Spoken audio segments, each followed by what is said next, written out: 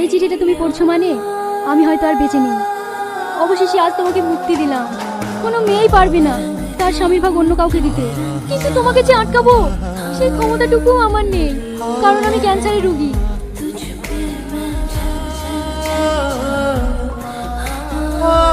কিছুদিন আগেই হসপিটালে গিয়েছিলাম, ডাক্তারে বলে দিয়েছে আমি আর মাত্র 10 দিনের অতিথি, তারপরে তোমাদেরকে ছেড়ে চলে যাব না ফেরার দেশে। তুমি যেদিন আমাকে নিবন্ধের কথা বলো সেদিন আমি অনেক কষ্ট পেয়েছি, কিন্তু তারপরেও তোমার মনের মানুষ খুঁজে নিয়েছে বলে আমি খুব খুশি হয়েছিলাম। আমি মারা যাওয়ার পরেও তুমি তাকে নিয়ে অনেক সুখে